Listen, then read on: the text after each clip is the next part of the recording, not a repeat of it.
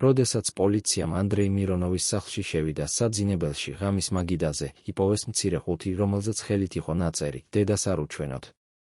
ამ ყუთში იყო ჩაწერილი აუდიო კასეტები, რომლებზეც ხმა არ ჰგავდა იმ ხმას, რომელსაც მილიონები იცნობდნენ. ეს იყო სხვა ადამიანი, დაღლილი, შეშინებული, ტირილით დახშული. ერთ-ერთ ჩანაწერზე ის იმეორებდა: „მე ვერასოდეს ვიქნები საკმარისი მისთვის, ვერასოდეს“. ეს მასალა 30 წლის განმავლობაში იყო დამალული. ვინ დამალა ეს ჩანაწერები? რატომ არ უნდოდათ, რომ საზოგადოებამ გაეგო, რომ ქვეყნის ყველაზე მომღიმარი მსახიობი ღამით ტიროდა? რა იყო იმ ყუთში, რაც ოფიციალურ ვერსიას ანგრევდა? და ყველაზე მთავარი, ვის ხმა ესმოდა ფონზე, როცა ანდრეი ამბობდა: „მე აღარ შემიძლია ასე ცხოვრება“. 1945 წლის მე-7 მარტს მოსკოვში, თეატრის კორიდორში დაიბადა ბიჭი, რომელსაც დედამ სახელი არ დაარქვა, სახელი უკვე მზად იყო. ანდრეი. მარია მირონოვა, საბჭოთა კავშირის ერთ-ერთი ყველაზე ცნობილი თეატრალური მსახიობი, არ ეძებდა სახელს. ის ელოდა მემკვიდრეს. არა შვილს, მემკვიდრეს. როდესაც ექიმმა ბავშვი მიართვა, მარიამ არ იკითხა, ჯანმრთელია თუ არა. მან იკითხა: „გავს ჩემს მამას“. ეს იყო პირველი წინადადება, რომელიც ანდრეიმ გაიგონა ამ სამყაროში. „არა, მიყვარხარ, არა, კეთილი იყოს შენი მობრძანება, არამედ ჰგავს ჩემს მამას“. ბავშვი დაიბადა არა როგორც ადამიანი, არამედ როგორც პროექტი. როგორც გაგრძელება დიდი დინასტიის, რომელშიც სიყვარული იყო არა უფლება, არამედ ჯილდო, რომელიც უნდა დაემსახურებინა. მარია მირონოვა იყო ქალი, რომელსაც თეატრი უყვარდა უფრო ვიდრე საკუთარი ოჯახი. ის იყო ლეგენდა, რომელიც სცენაზე ტიროდა ისე, რომ მთელი დარბაზი ცრემლებში იყო, მაგრამ სახლში არასოდეს ეხვეწებოდა შვილს. მისი სიყვარული იყო როგორც ჯილდო ოლიმპიადაზე, მხოლოდ პირველი ადგილისთვის. ანდრეი გაიზარდა სახლში, სადაც კედლებზე ეკიდა დედის ფოტოები როლებში, მაგრამ არ იყო არც ერთი ფოტო, სადაც დედა მას ეხვეოდა. ის გაიზარდა სახლში, სადაც ყოველ საღამოს ესმოდა, როგორ ამბობდა დედა სტუმრებს: „ჩემი შვილი უნდა იყოს უკეთესი ვიდრე მე“. თუ არა, რატომ დავიბადე? ეს წინადადება გახდა ანდრეის სიცოცხლის წყევლა. ის არ იყო შვილი, ის იყო ინვესტიცია, რომელმაც უნდა გაემართლებინა. ბავშვობაში ანდრეი ცდილობდა დედის ყურადღების მოპოვებას ნებისმიერი ფასით. ის სწავლობდა ლექსებს და დეკლამაციას აკეთებდა სამზარეულოში, როცა მარია ყავას სვამდა. დედა უსმენდა, მაგრამ არ უყურებდა. მისი თვალები იყო გაზეთზე მიმაგრებული, სადაც წერდნენ მის ახალ როლზე. როდესაც ანდრეი ამთავრებდა, მარია ამბობდა: „კარგია“. მაგრამ ჩემი მამა ამას უკეთ აკეთებდა. „არასოდეს, შენ კარგად გააკეთე“. „არასოდეს, ამაყი ვარ“. მხოლოდ ჩემი მამა უკეთ აკეთებდა. ანდრეი იზრდებოდა ჩრდილში, არა მხოლოდ დედის, არამედ ბაბუის ჩრდილშიც, რომელიც გარდაიცვალა მის დაბადებამდე. ის იბრძოდა მოჩვენებასთან, რომელსაც ვერასოდეს დაამარცხებდა. სკოლაში ანდრეი იყო ბრწყინვალე მოსწავლე, მაგრამ არა იმიტომ, რომ უყვარდა სწავლა. ის სწავლობდა, რადგან იცოდა, თუ ხუთიანზე ნაკლებს მოიტანდა, დედა კვლავ იტყოდა: „ჩემი მამა ყოველთვის ხუთიანებს იღებდა“. მან ისწავლა ცხოვრება არა საკუთარი სურვილებით, არამედ დედის მოლოდინებით. ის იყო მარიონეტი, რომელსაც თავად დედა მართავდა უხილავი ძაფებით. მაგრამ ყველაზე საშინელი იყო ის, რომ ანდრეი ამას არ ეწინააღმდეგებოდა. ის თავად სურდა ეს ძაფები. ის თავად ითხოვდა, რომ დედამ უთხრა, როგორ ეცხოვრა. რადგან ის არ იცოდა, როგორ ყოფილიყო თავისუფალი. როდესაც ანდრეის 16 წელი შეუსრულდა, მან პირველად შეუყვარდა. გოგონას ერქვა ნატაშა, ის იყო მისი თანაკლასელი, მარტივი, გულწრფელი, რომელიც იცინოდა ხმამაღლა და არ ეშინოდა იყოს საკუთარი თავი. ანდრეი მას უყურებდა, როგორც ჩიტი თავისუფლებას, შორიდან, შიშით, მოწადინებით. ერთ დღეს მან გაბედა და მოუტანა ყვავილები. ნატაშამ მიიღო და აკოცა ლოყაში. ეს იყო პირველი კოცნა ანდრეის ცხოვრებაში, რომელიც არ იყო დავალება. ეს იყო პირველი მომენტი, როცა ის იგრძნო, რომ ის არის საკმარისი, უბრალოდ იმიტომ, რომ არსებობს. მაგრამ როდესაც მან დედას უთხრა ნატაშაზე, მარიამ არ იკითხა, რა გრძნობები აქვს ბიჭს. მან იკითხა, მისი მშობლები ვინ არიან. როდესაც გაიგო, რომ ნატაშას მამა იყო მექანიკოსი, დედა მასწავლებელი, მარიამ თქვა: „შენ მირონოვი ხარ. შენ არ შეგიძლია შეუყვარდე ვინმე, ვინც არ არის ჩვენი წრიდან“. ანდრეიმ სცადა დაეცვა, მაგრამ დედამ დაამთავრა საუბარი ერთი წინადადებით: „თუ მასთან დარჩები, მე შენ აღარ მყავხარ შვილი“. ეს არ იყო მუქარა, ეს იყო დიაგნოზი. ანდრეიმ შეწყვიტა ნატაშასთან ურთიერთობა.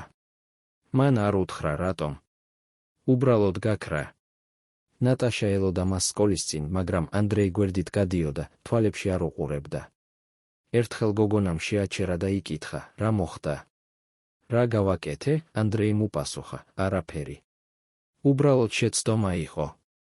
ეს იყო პირველი ტყუილი, რომელიც მან თქვა არა დედისთვის, არამედ საკუთარი გულისთვის. ნატაშა ატირდა, მაგრამ ანდრეი არ შემოbrunებულა. ის წავიდა სახლში, სადაც დედა ელოდა ღიმილით და თქვა, კარგი გადაწყვეტილება. ახლა შეგიძლია კონცენტრირება თეატრზე. მაგრამ ანდრეი იმ ღამეს პირველად იტირა არა დედის გამო, არამედ საკუთარი სისუსტის გამო. ის გაიგო, რომ არასოდეს იქნება თავისუფალი. რადგან თავისუფლება ნიშნავდა დედის დაკარგვას. და დედის დაკარგვა ნიშნავდა საკუთარი თავის დაკარგვას. მაგრამ ვინ იყო ის ადამიანი, რომელიც ნამდვილად აკონტროლებდა ანდრეის ცხოვრებას? ვინ იყო ის ჩრდილი, რომელიც დედის უკან იდგა და ყველაფერს განსაზღვრავდა?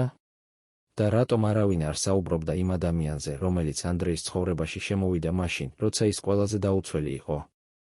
1963 წელს, როდესაც ანდრეი მირონოვმა პირველად გადალახა თეატრის კარი როგორც პროფესიონალმა მსახიობმა, მთელი მოსკოვი ელოდა მის წარუმატებლობას. არა იმიტომ, რომ მას სძულდნენ, არამედ იმიტომ, რომ ყველას სურდა დაენახა, როგორ ვარდებოდა დიდი მარია მირონოვის შვილი. თეატრალურ წრეებში ჩურჩულებდნენ, ის მხოლოდ გვარის წყალობით შევიდა. მას არაფერი აქვს საკუთარი. დედა ყველაფერს აკეთებს მისთვის. ანდრეი ესმოდა ეს ჩურჩული. ის ესმოდა, როგორ ჩერდებოდნენ კოლეგები, როცა ის კორიდორში შედიოდა. ის ხედავდა, როგორ იცინოდნენ მის უკან. მაგრამ ყველაზე მტკივნეული იყო ის, რომ ის იცოდა, ისინი მართალი იყვნენ. მან ნამდვილად შევიდა გვარის წყალობით.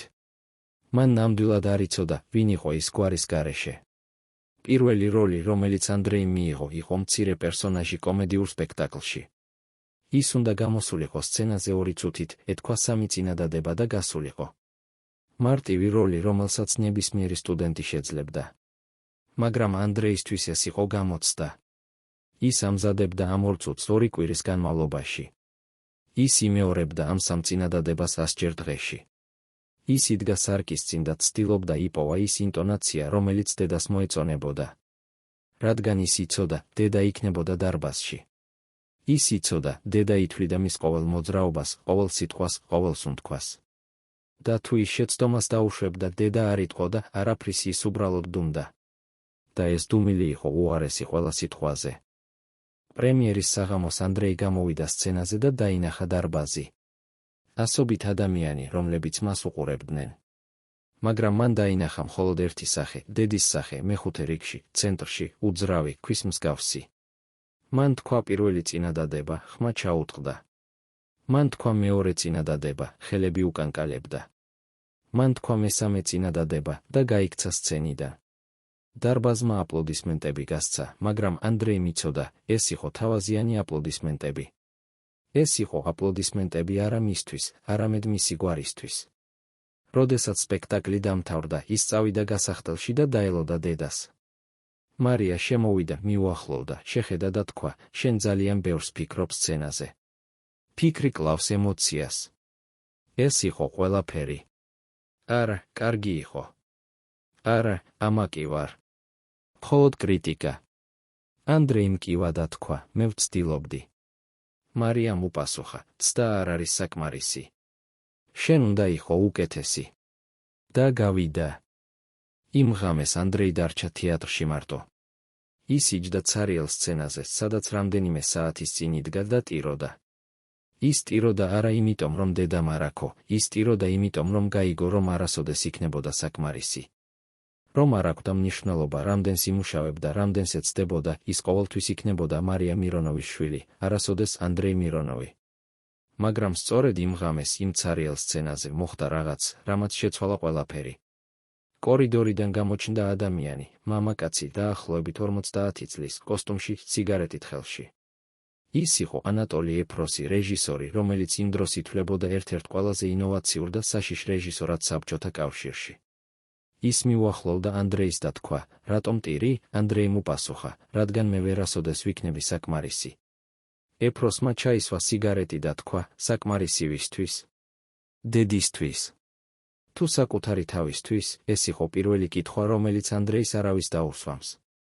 ეს იყო პირველი კითხვა, რომელმაც აიძულა ისე ფიქრა არა დედაზე, არამედ საკუთარ თავზე. ეფროსი გახდა ანდრეის მენტორი, მაგრამ არა ისეთი მენტორი, როგორიც დედა იყო. ეფროსი არ ითხოვდა სრულყოფილებას, ის ითხოვდა ჭეშმარიტებას. ის ამბობდა, მე არ მჭირდება, რომ შენ იყო უკეთესი. მე მჭირდება, რომ შენ იყო რეალური. ეს იყო რევოლუცია ანდრეისთვის. პირველად ცხოვრებაში ვინმე არ ადარებდა მას სხვას.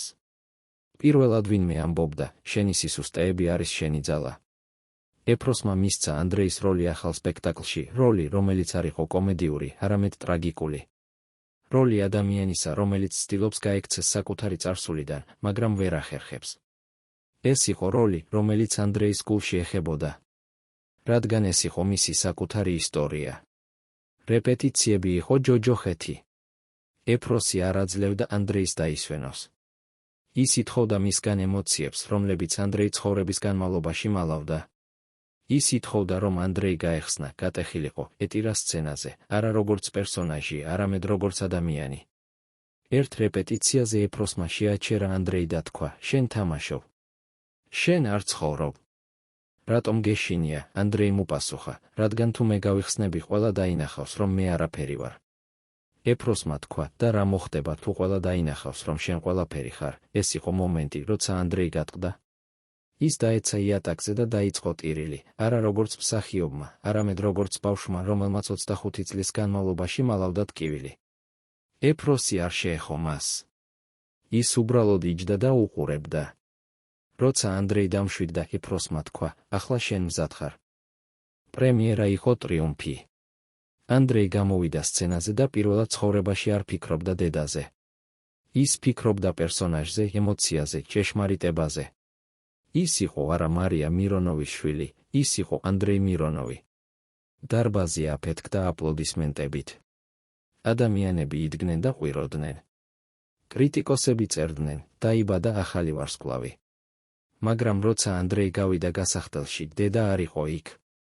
მან გაგზავნა შეტყობინება თეატრის ადმინისტრატორის მეშვეობით, კარგი იყო, მაგრამ ძალიან ემოციური. შენ უნდა ისწავლო კონტროლი. ანდრეიმ წაიკითხა ეს შეტყობინება და გაიცინა. პირველად ცხოვრებაში მან გაიცინა დედის კრიტიკაზე. რადგან პირველად ცხოვრებაში მან იცოდა, რომ ის იყო კარგი, არა დედის აზრით, არამედ საკუთარი გრძნობით. მაგრამ ეს ტრიუმფი ჰქონდა ფასი. ეფროსი იყო რეჟისორი, რომელსაც ხელისუფლება არ უყვარდა. მისი სპექტაკლები იყო ძალიან პოლიტიკური, ძალიან საშიში. და ანდრეი, რომელიც მუშაობდა ეფროსთან, ავტომატურად გახდა საეჭვო. თეატრის დირექციაში დაიწყეს ჩურჩული, მირონოვი უნდა აირჩიოს, დედა თუ ეფროსი. თუ ის დარჩება ეფროსთან, ის დაკარგავს ყველაფერს. ანდრეის მიაღწია ეს ჩურჩული. მან იცოდა, რომ უნდა გადაეწყვიტა. მაგრამ როგორ შეიძლებოდა არჩევანი იმ ადამიანს შორის, რომელმაც მას ცხოვრება მისცა, და იმ ადამიანს შორის, რომელმაც მას ცხოვრება ასწავლა. როგორ შეიძლებოდა არჩევანი სისხლსა და თავისუფლებას შორის. და რა მოხდებოდა, თუ ის არჩევდა არა იმას, რასაც ყველა მოელოდა. 1967 წლის ზამთარში, როცა მოსკოვი იყო თოვლით დაფარული და ცა იყო ისეთი რუხი, რომ ჩანდა, თითქოს მზე აღარასოდეს ამოვიდოდა, ანდრეი მირონოვის ცხოვრებაში შემოვიდა ადამიანი, რომელმაც შეცვალა ყველაფერი. ეს იყო ქალი, რომელსაც ერქვა ლარისა გოლუბკინა, მომღერალი, მსახიობი, ქალი, რომელიც იყო ყველაფერი, რაც ანდრეი არ იყო. ის იყო თავისუფალი, ხმამაღალი, თამამი. ის იცინოდა ისე, რომ მთელი ოთახი ისმენდა. ის ლაპარაკობდა ისე, რომ ყველა უსმენდა. ის იყო ქალი, რომელიც არ ეშინოდა იყოს საკუთარი თავი. და ანდრეი, რომელიც მთელი ცხოვრება ცხოვრობდა ნიღბით, დაინახა მასში ის, რაც თავად არასოდეს ჰქონდა, თავისუფლება. ისინი შეხვდნენ თეატრალურ წვეულებაზე, სადაც ანდრეი იდგა კუთხეში, ჩიქა შამპანურით ხელში და ცდილობდა არ ყოფილიყო შესამჩნევი. ლარისა შემოვიდა ოთახში როგორც ქარიშხალი, ხმამაღალი, მოსიცინარე, გარშემორტყმული ადამიანებით. ის ატარებდა წითელ კაბას, რომელიც იყო ძალიან თამამი იმ დროისთვის, და მისი თმა იყო ისე ხალისიანად დახვეული, რომ ჩანდა, თითქოს ის ახლახან გამოვიდა ქარიშხლიდან. ანდრეი უყურებდა მას და გრძნობდა რაღაც უცნაურს, არა სიყვარულს, არამედ შიშს. შიშს იმისა, რომ ეს ქალი შეიძლება დაინახოს ის, რასაც ის მალავდა. შიშს იმისა, რომ ეს ქალი შეიძლება მოითხოვოს ის, რასაც ის არ შეეძლო მიეცა, ჭეშმარიტება. ლარისამ შენიშნა ანდრეი და მიუახლოვდა. ის თქვა, შენ ხარ მირონოვი, არა? მე ვნახე შენი სპექტაკლი ეფროსთან. შენ იყავი შესანიშნავი. ანდრეიმ უპასუხა, მადლობა, მაგრამ მისი ხმა იყო ისეთი ჩუმი, რომ ლარისამ უნდა მიეხარა, რომ გაეგო. ლარისამ გაიცინა და თქვა, რატომ ლაპარაკობ ისე, თითქოს ბოდიშს იხდი საკუთარი არსებობისთვის. ეს იყო კითხვა, რომელმაც ანდრეი გააოგნა. რადგან ეს იყო ჭეშმარიტება? ის ნამდვილად ხდიდა ბოდიშს საკუთარი არსებობისთვის. ის ნამდვილად გრძნობდა, რომ ის იყო ტვირთი, რომელიც სხვებმა უნდა ეტარათ. ლარისამ დაინახა მისი სახე და თქვა, მოდი, წავიდეთ აქედან. მე მინდა შენთან ლაპარაკი, სადაც არავინ გვისმენს. ისინი გავიდნენ თეატრიდან და დადიოდნენ თოვლიან ქუჩებში. ლარისა ლაპარაკობდა, ის ყვებოდა თავის ცხოვრებაზე, თავის ოცნებებზე, თავის შიშებზე. ის ლაპარაკობდა ისე, თითქოს ანდრეი იყო მისი ძველი მეგობარი, არა უცნობი ადამიანი. და ანდრეი უსმენდა. პირველად ცხოვრებაში ის უბრალოდ უსმენდა, არ ცდილობდა იყოს ვინმე სხვა, არ ცდილობდა მოეწონა. ის უბრალოდ იყო. და ეს იყო ყველაზე უცნაური და ყველაზე მშვიდი გრძნობა, რაც მას ოდესმე ჰქონია. როცა ისინი მივიდნენ ლარისას სახლთან, ის შეაჩერა და თქვა, შენ უცნაური ხარ, ანდრეი. შენ ხარ ერთადერთი ადამიანი, რომელიც არ ცდილობს მომხიბლოს. რატომ? ანდრეიმ უპასუხა, რადგან მე არ ვიცი როგორ. ლარისამ გაიცინა და თქვა, ეს არის ყველაზე მომხიბლავი რამ, რაც ოდესმე მითხრეს. ისინი დაიწყეს ურთიერთობა, რომელიც იყო ყველაფერი, რაც ანდრეის ცხოვრება არ იყო. ლარისა არ ითხოვდა მისგან სრულყოფილებას. ის არ ადარებდა მას არავის. ის უბრალოდ უყვარდა, ისეთი როგორიც იყო.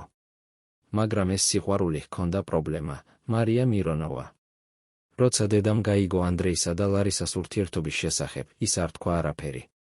ის უბრალოდ დაუძახა ანდრეის სახლში და როცა ის მივიდა, მარია იჯდა სალონში, ჩაის ჩიკითხელში და უყურებდა ფანჯარას. ანდრეი შევიდა და თქვა, დედა, მე უნდა შენთან ვისაუბრო. მარიამ არ შემოbrunდა. ის თქვა, მე ვიცი, რაზე გინდა ლაპარაკი. და პასუხი არის არა. ანდრეიმ თქვა, მაგრამ შენ არ იცი, ვინ არის ის. მარიამ შემოbrunდა და პირველად ანდრეიმ დაინახა დედის თვალებში რაღაც, რაც არასოდეს ენახა, შიში. მარიამ თქვა, მე ვიცი, ვინ არის ის. ის არის ქალი, რომელიც წაგიყვანს ჩემგან. ის არის ქალი, რომელიც გააკეთებს შენ ჩვეულებრივ ადამიანად. და შენ არ ხარ ჩვეულებრივი ადამიანი. შენ ხარ მირონოვი. ანდრეი სცადა დაეცვა, მაგრამ მარიამ გააგრძელა, თუ შენ დაქორწინდები მასზე, შენ დაკარგავ ყველაფერს. შენ დაკარგავ გვარს, დაკარგავ პატივს, დაკარგავ მე. რადგან მე არ შემიძლია ვუყურო, როგორ ხდები შენ ჩვეულებრივი. ანდრეიმ თქვა, მაგრამ მე მინდა ვიყო ჩვეულებრივი. მე მინდა ვიყო ბედნიერი. მარიამ დადგა და მიუახლოვდა მას. ის ჩაიხედა მის თვალებში და თქვა, ბედნიერება არის ილუზია. დიდება არის მარადიული. შენ უნდა აირჩიო. ეს იყო ულტიმატუმი. არა თხოვნა, ულტიმატუმი. ანდრეი იდგა და უყურებდა დედას და გრძნობდა, როგორ იხევდა მისი გული. ის გრძნობდა, როგორ იხევდა მისი სამყარო. რადგან ის იცოდა, თუ ის აირჩევდა ლარისას, ის დაკარგავდა დედას. და თუ ის დაკარგავდა დედას, ის დაკარგავდა საკუთარ თავს. მაგრამ იმ ღამეს, როცა ანდრეი დაბრუნდა სახლში, მან გააკეთა რაღაც, რაც არასოდეს გაუკეთებია.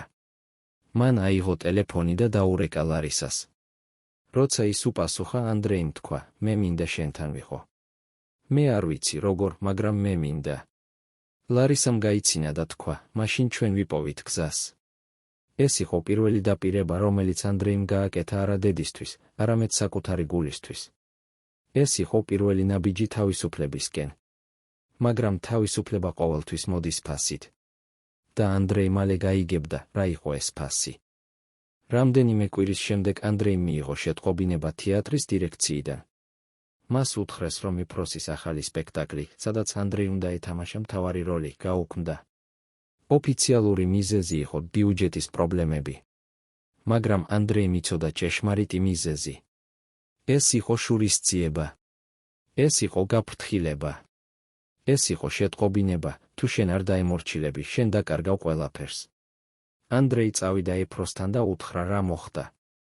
ეფროსი არ გაოცდა. ის თქვა, მე ველოდი ამას. ისინი არ მოგცემენ თავისუფლებას.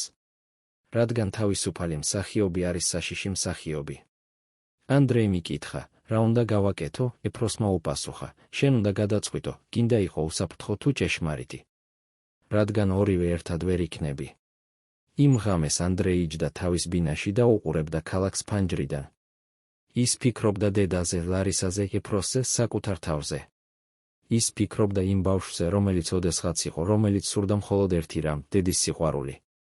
ის ფიქრობდა იმ მამაკაცზე, რომელიც ახლა იყო, რომელიც სურდა მხოლოდ ერთი რამ, თავისუფლება.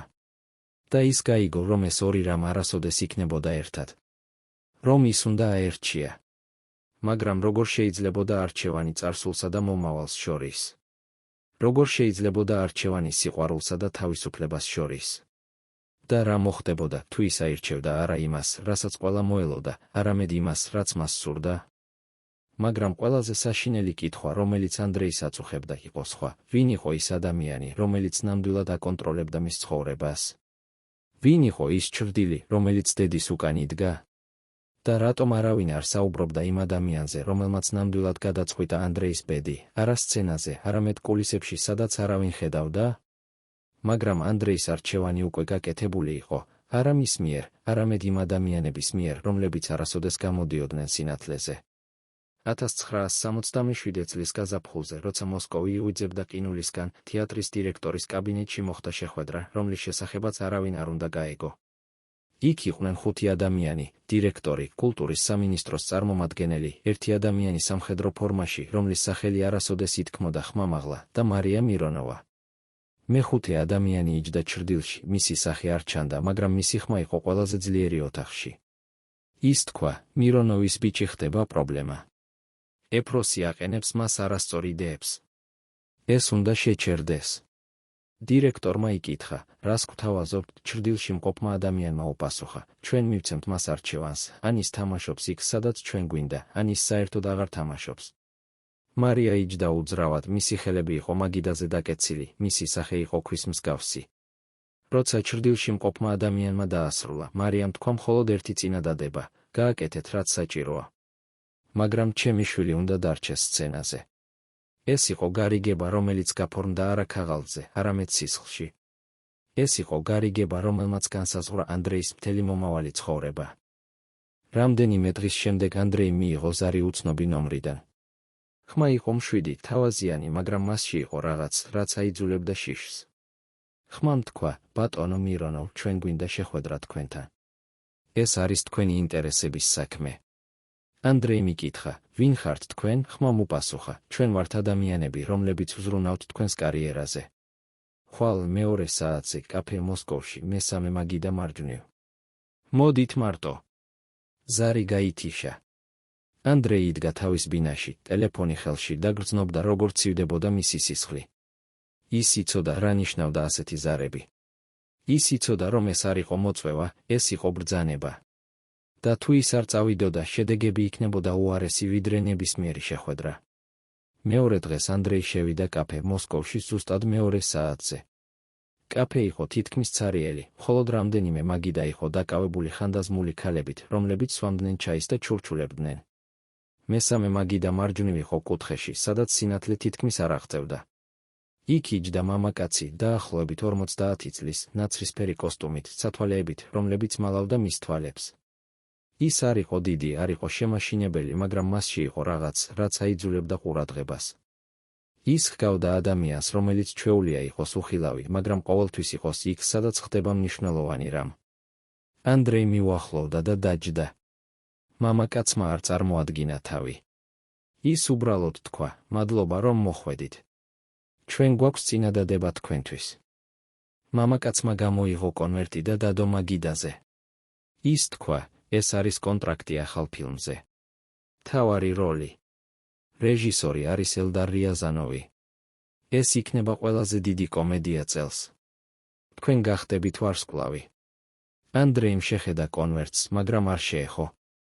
ის იკითხა, რა არის პირობა? მამაკაცმა გაიღიმა ცივი ტექნიკური ღიმილი, რომელიც არ აღწევდა თვალებამდე. ის თქვა, პირობა არის მარტივი. თქვენ წყვეტთ მუშაობას ეფროსთან. თქვენ აღარ თამაშობთ მის სპექტაკლებში. თქვენ აღარ ესაუბრებით მას. თქვენ ხდებით კომედიური მსახიობი, ის, რასაც ხალხი უყვარს, ის, რაც უსაფრთხოა. ანდრეიმ იგრძნო, როგორ იკუმშებოდა მისი გული. ის თქვა, და თუ მე უარს ვიტყვი, მამაკაცმა მოიხსნა სათვალეები და პირველად ანდრეიმ დაინახა მისი თვალები, ცივი, ცარიელი თვალები, რომლებიც ენახა ძალიან ბევრი და აღარაფერი არ გრძნობდა. მამაკაცმა თქვა, თუ თქვენ უარს იტყვით, თქვენი კარიერა დასრულდება. არა დღეს, არა ხვალ, მაგრამ თანდათან. თქვენ აღარ მიიღებთ როლებს. თქვენი სახელი გაქრება აფიშებიდან. და ერთ დღეს თქვენ გაიღვიძებთ და გაიგებთ, რომ თქვენ აღარავის სჭირდებით. ეს არ იყო მუქარა, ეს იყო პროგნოზი, რომელიც ითქმოდა ისეთი სიმშვიდით, რომ ანდრეიმ იცოდა, ეს იყო ჭეშმარიტება. ანდრეი იჯდა და უყურებდა კონვერტს. ის ფიქრობდა ეფროსზე, რომელმაც ასწავლა მას იყოს ჭეშმარიტი. ის ფიქრობდა ლარისაზე, რომელიც ელოდა მას სახლში. ის ფიქრობდა დედაზე, რომელიც ყოველთვის ამბობდა, შენ უნდა იყო უკეთესი.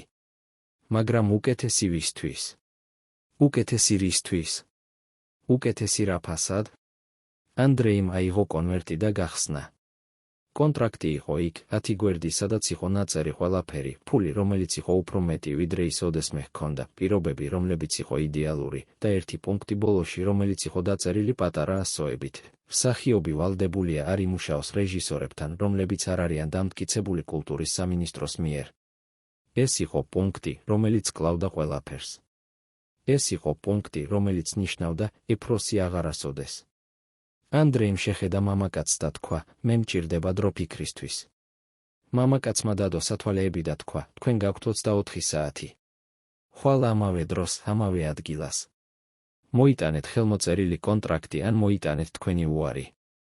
მაგრამ იცოდეთ, უარი ნიშნავს დასასრულს.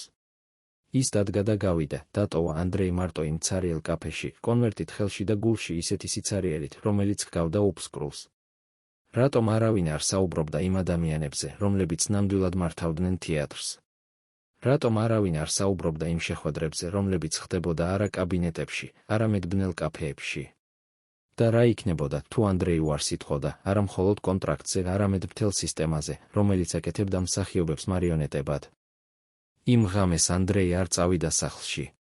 ის დადიოდა მოსკოვის ქუჩებში, კონვერტი ჯიბეში და ცდილობდა იპოვა პასუხი კითხვაზე, რომელსაც არ სურდა დასმა. ის მივიდა თეატრთან, სადაც ეფროსი რეპეტიციას ატარებდა. ის იდგა ფანჯრის ქვეშ და უსმენდა ხმებს, რომლებიც გამოდიოდა შიგნიდან, ეფროსის ხმა, რომელიც ყვიროდა, არა, არა, არა. თქვენ თამაშობთ. თქვენ არ ცხოვრობთ და მსახიობების ხმები, რომლებიც ცდილობდნენ გაეგოთ, რა სურდა რეჟისორს. ანდრეი იცოდა ეს გრძნობა იმისა, რომ შენ ცდილობ მიაღწიო რაღაცას, რაც ყოველთვის არის ერთი ნაბიჯით შორს.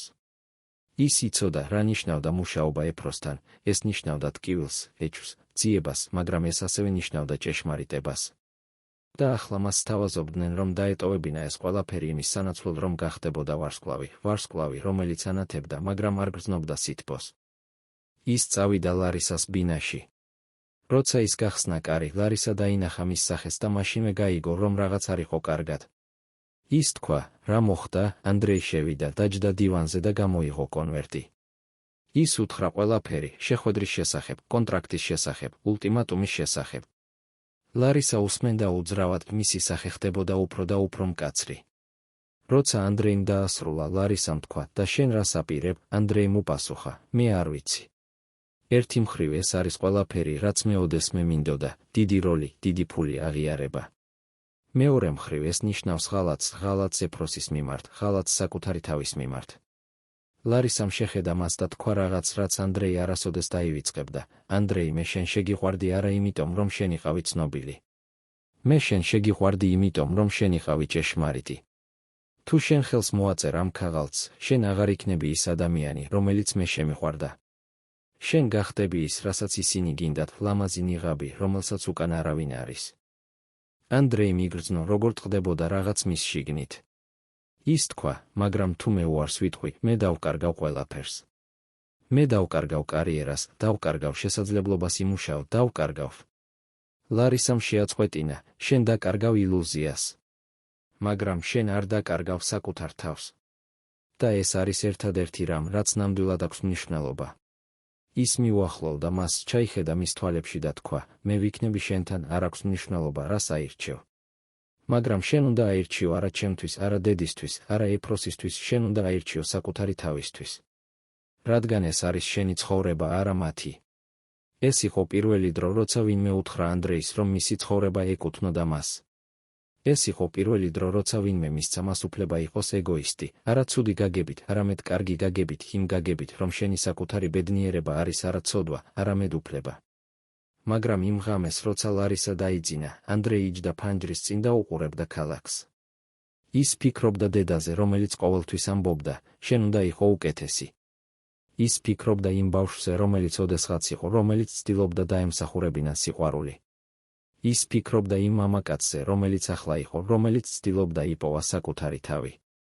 და ის გაიგო რაღაც, რაც იყო ერთდროულად მარტივი და საშინელი, ის არასოდეს იქნებოდა თავისუფალი, სანამ არ ისწავლიდა უარის თქმას. უარის თქმას დედაზე, უარის თქმას სისტემაზე, უარის თქმას შიშზე. მაგრამ უარის თქმა ნიშნავდა დაკარგვას. და ანდრეი არ იცოდა, მზად იყო თუ არა ამისთვის. მეორე დღეს, ზუსტად მეორე საათზე, ანდრეი კვლავ იჯდა იმავე მაგიდაზე კაფე მოსკოვში. მამაკაცი ნაცრისფერი კოსტუმით მოვიდა ზუსტად დროზე. ის დაჯდა, შეხედა ანდრეის და თქვა, ასე რომ რა გადაწყვიტეთ, ანდრეი გამოიღო კონვერტი, არა ის, რომელიც მამაკაცმა მისცა, არამედ სხვა, რომელიც ანდრეიმ თავად მოამზადა. ის დადო მაგიდაზე და თქვა, ეს არის ჩემი პასუხი. მამაკაცმა აიღო კონვერტი, გახსნა და წაიკითხა.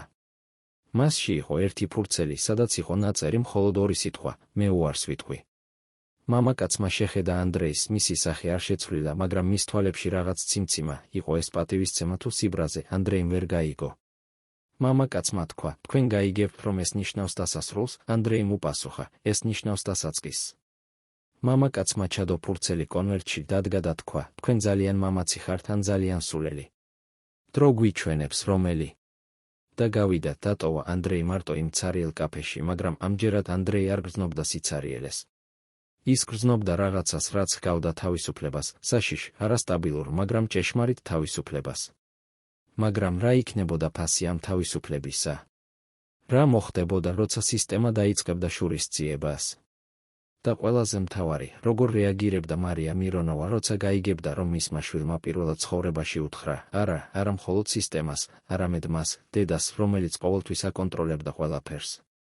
პასუხი მოვიდა უფრო სწრაფად, ვიდრე ანდრეი ელოდა.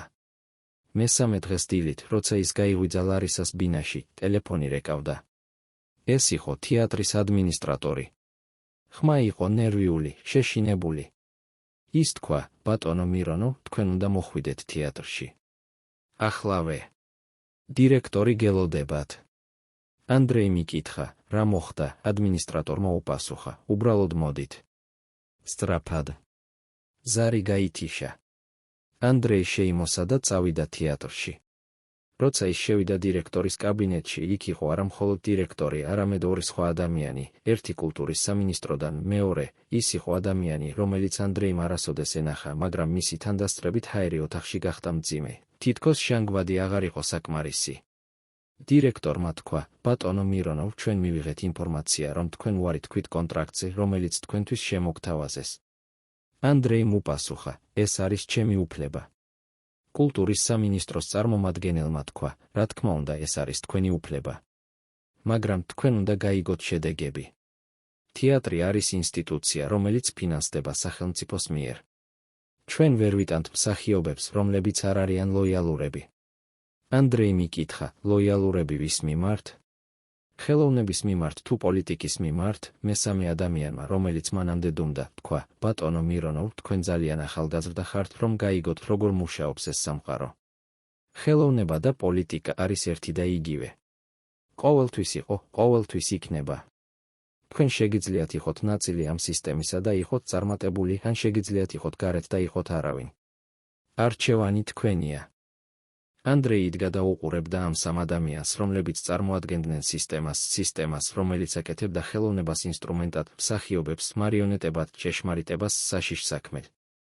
ის გრძნობდა რაღაცას, რაც ჰგავდა რისხვას, მაგრამ ეს არ იყო ცხელი რისხვა, ეს იყო ცივი, გათვლილი რისხვა, რომელიც აიძულებდა მას ეფიქრა მკაფიოდ.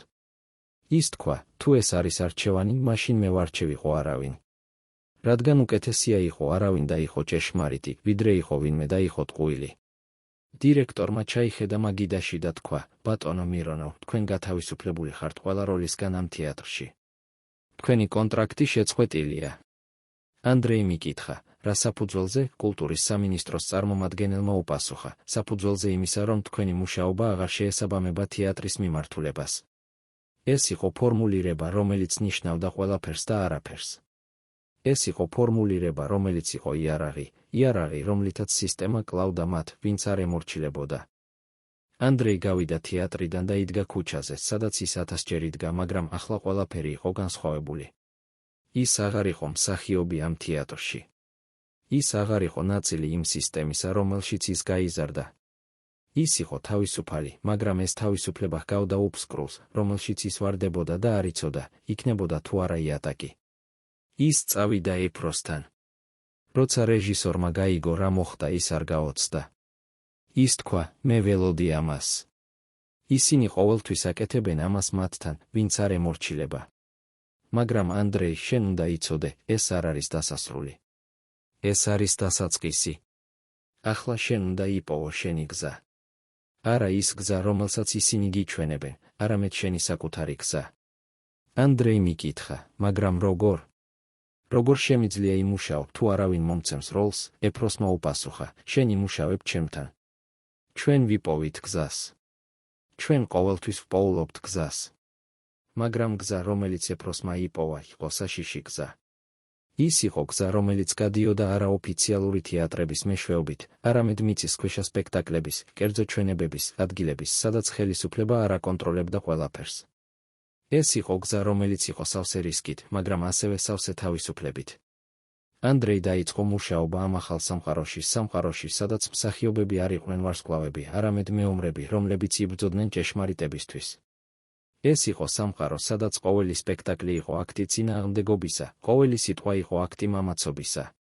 და ანდრეი პირველად ცხოვრებაში გრძნობდა, რომ ის იყო ნაწილი რაღაცისა, რაც იყო უფრო დიდი ვიდრე ის თავად, ნაწილი მოძრაობისა, რომელიც ცდილობდა შეცვალოს სამყარო. მაგრამ ყველაზე მძიმე იყო არა სამუშაოს დაკარგვა, არა ფულის დაკარგვა, ყველაზე მძიმე იყო დედასთან შეხვედრა. როცა მარია მირონოვამ გაიგო რა მოხდა, ის დაუძახა ანდრეის თავის სახლში.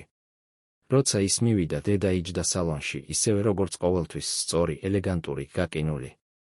ანდრეი შევიდა და დაელოდა, რომ დედა დაიწყებდა ყვირილს, ბრალდებას, ტირილს. მაგრამ მარია არაფერი არ თქვა. ის უბრალოდ უყურებდა მას, უყურებდა ისე, თითქოს ის უყურებდა უცხო ადამიანს, რომელიც შემოვიდა მის სახლში შემთხვევით. საბოლოოდ ანდრეიმ თქვა: დედა, მე უნდა ახსნა. მარიამ შეაწყვეტინა: არაფერი არ უნდა ახსნა. შენ გააკეთე შენი არჩევანი. ახლა ცხოვრობ მასთან. ანდრეიმ თქვა: მაგრამ ეს იყო სწორი არჩევანი. მე არ შემეძლო.